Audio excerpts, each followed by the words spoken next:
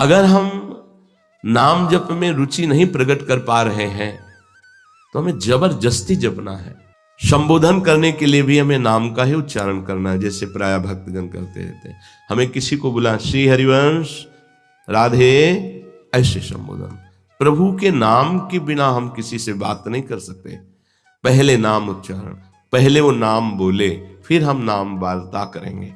क्योंकि प्रारंभ में, मध्य में और विश्राम में यदि नाम है तो वार्ता नाम वार्ता के अंतर्गत ही है।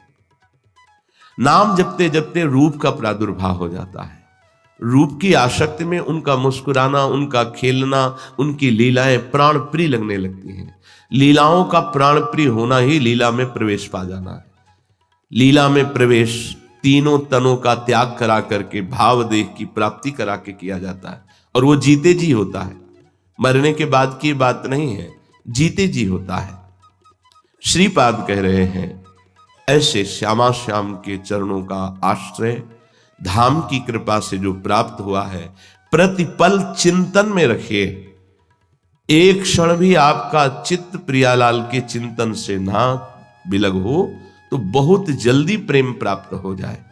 सब शास्त्रों का, चाहे संस्कृत से वर्णन हो, वैदिक सिद्धांत हो, उपनिषद हो, जो भी सिद्धांत, सबको पढ़ करके सुन करके गुरु कृपा से समझ के देखा है। संसार का चिंतन छोड़ना हर साधना का फल है। हर साधना का फल है संसार का चिंतन छूट जाए, आराध्य देव के चिंतन में निमग्न हो जाए। वो चाहे जो मार्ग हो, सब मार्गों का जहां तक गुरुदेव ने अवलोकन कराया, उन सब शास्त्रों का, सबका सार संसार का चिंतन छूटे और प्रभु का चिंतन हमारे हृदय में निरंतर हो तो प्रेम प्रकाशित हो जाए। देवर्षि नारद जी महाराज प्रेम का वर्णन करते हैं। कहते हैं, अनिर्वचनीयम प्रेम स्वरूपम। प्रेम और प्रियालाल थोड़ा भी अंतर नहीं है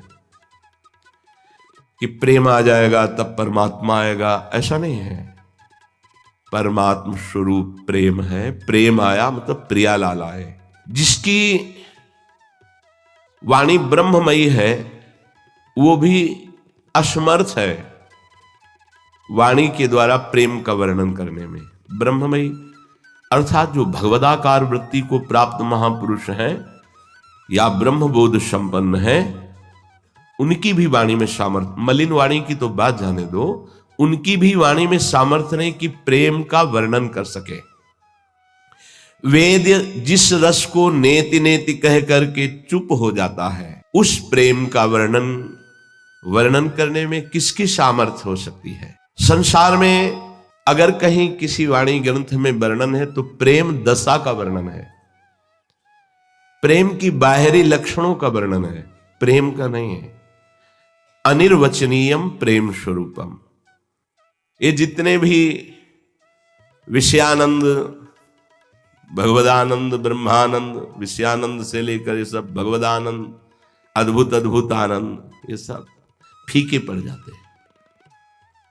एकमात्र प्यारी जो और प्यारे जो, एकमात्र इनकी सेवा, इनकी मुस्कान, इनका दुलार, बस कह रहे कि रहत मगन और रस सजनी, और न कछु सुहाय तिनको जुगल सेवा सुख पगी, निष्देवश जानत नाही सजनी, एक रस भेंजी रहे।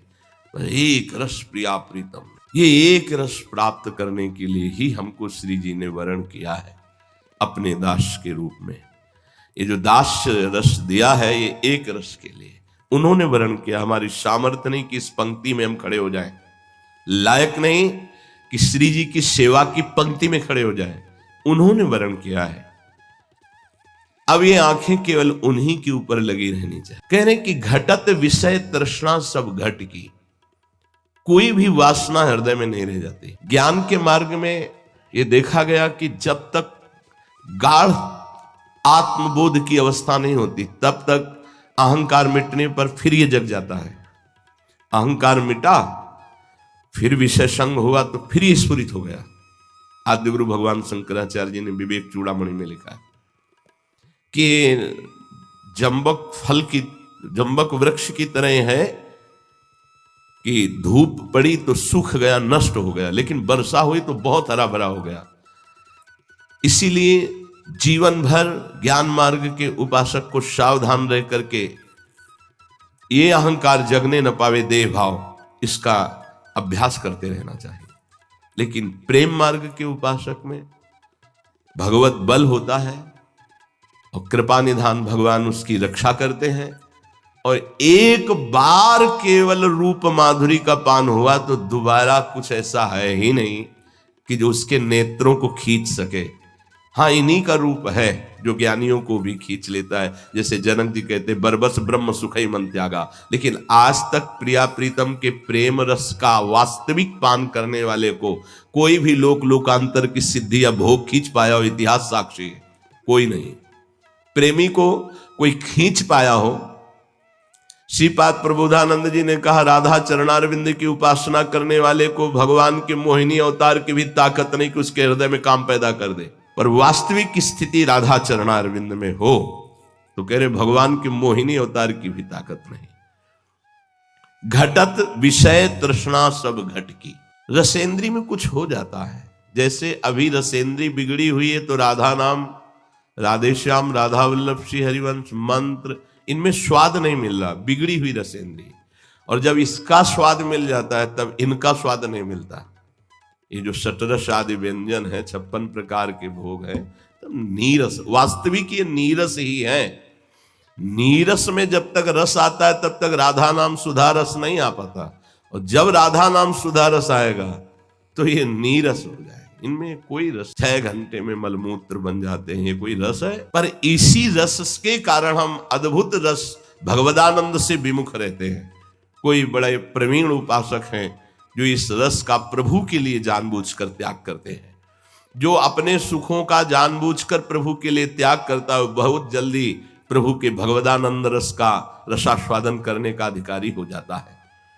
बोले अब उसके एक ही चाह रहती, प्रतिपल अपने प्रिया प्रीतम की समीपता और उनको नेत्र भर के देखते रहना। जिसके हृदय में गुरु कृपा से प्राप्त उपासना पद्धति के प्रभाव से प्रेम का स्फुरण होता है, बोले उसमें बदलाव शुरू हो जाता है।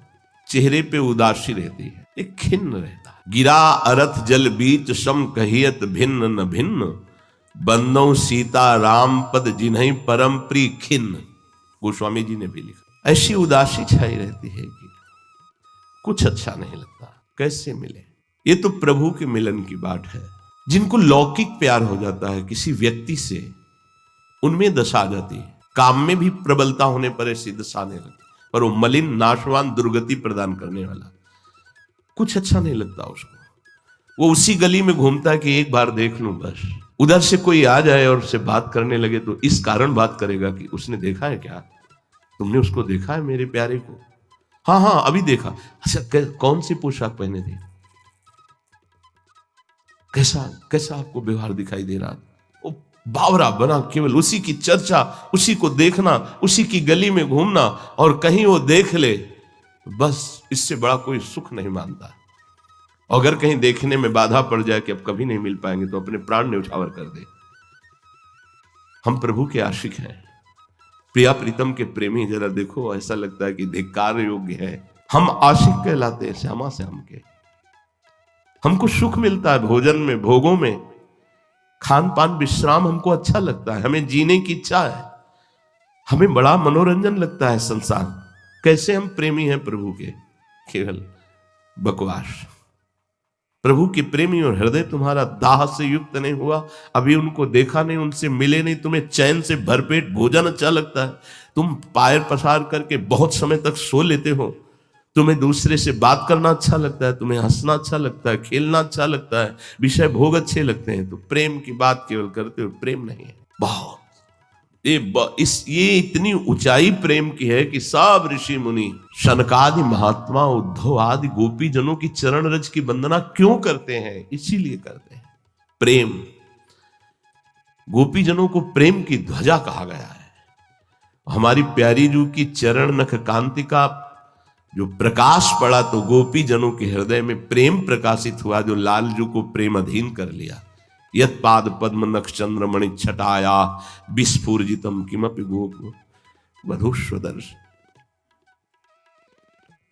उन्हीं प्रियाजू का हम आश्रय लिए, हमारा हृदय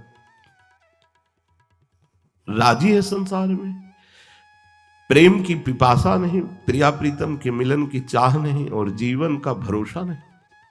बट कैसे तुम्हें चैन आता है? जीवन का भरोसा नहीं, कब रुक जाए श्वास, फिर किस योनि में जाएंगे, फिर क्या आराधना बन पाएगी, फिर क्या, फिर तो जेल है जेल, जैसे चलाया जाएगा वैसे चल पाएंगे। अभी जैसे चलना चाहो आपको छूट है, चल सकते हो, मनुष्य देह है। सुखपूर्वक आराम से सैया पर, कोमल सैया पर सोना, अच्छे अच्छे पदार्थों को पाना, कुछ ऐसे विनोद भरे दृश्यों को देखकर हंसना खेलना, ये कैसा जीवन है, कैसा जीवन। इसीलिए हमें बहुत जन्म व्यतीत हो जाते, प्रभु नहीं मिलते। हम कभी किसी भगवत प्रेमी महात्मा को अपना मन देकर उनके अनुसार नहीं चल पाते, हम अपने मन के अनुसार चलते। किस खेल में भूले हो हंसिबो खेलिबो, कृपा प्रारंभ होती और ठुकरा दी जाती है। जब आगे बढ़कर प्रथम सोपान पर कदम रखा तो ममता ने ऐसा चाबुक मारा कि घसीट करके फिर फिसल कर वहीं खड़े। वही संसारिकता दिखाई देती है। ये खेल रहे हो, कितने दिन बाद खेलोगे, कितने दिन तुम्हारी जवानी, कितने दिन तुम्हारा ये बावरापन रहेगा, मिट्टी में मिला देगी ये माया। होश में कुछ दिन रो लोगे श्री जी के लिए तो सदा के लिए श्री जी को प्राप्त हो जाओगे। कुछ दिन हंसोगे संसार के खेलों में तो जिंदगी भर रोना पड़ेगा। हमारी बात मान लो, यहां बड़े बड़ों को मिट्टी में मिला देती है माया, बड़े बड़ों को। ये जिंदगी तुम्हारी स्वतंत्र नहीं है, ईश्वर और काल माया के अधीन है। कर्म काल स्वभाव गुण, इससे मुक्त होने के लिए तुम्हें साधु संग मिला है। तुम दिखावटी मत बनो, असलियत में प्यार करो प्रभु और प्रभु के जनों को। असलियत का प्यार होता है कि अचानक आंख पर आंतरिक दृष्टि जाए तो आप अपनी साधन शैली में लगे दिखाई दें। आपको शरीर स्वस्थ रखना है, 20 मिनट व्यायाम कीजिए नाम जप करते हुए और एकांत हो जाइए, पर्याप्त है। ये बाहर खड़े होकर के आपको चिड़िया खेलना, दौड़ना, भागना, ये नहीं। दौड़ना है तो 2 बजे उठिए और जाइए, 1.25 घंटे में वृंदावन की परिक्रमा लगा करके आइए। धन्यवाद। क्या जीवन का बकवास, क्या जीवन बकवास। तुम्हारे पास पैसा है, तुम अच्छा खा पी रहे हो, ये सब तो तुम वृंदावन में शरीर छोड़ पाओगे? अपराध बन जाएंगे, ऐसे रोग होंगे, भाग जाना पड़ेगा संसार से, संसार में भाग जाना पड़ेगा, फिर संसार से भागना पड़ेगा। मान लो हमारी प्रार्थना, भूलो हसिबो खेलिबो खान पान सुखवास। हम खेलते हैं तो प्रियाजू के साथ खेलते हैं, है स्थिति प्रियाजू के साथ खेलने की, उन्हीं से बातें करो, उन्हीं से खेलो, उन्हीं के साथ।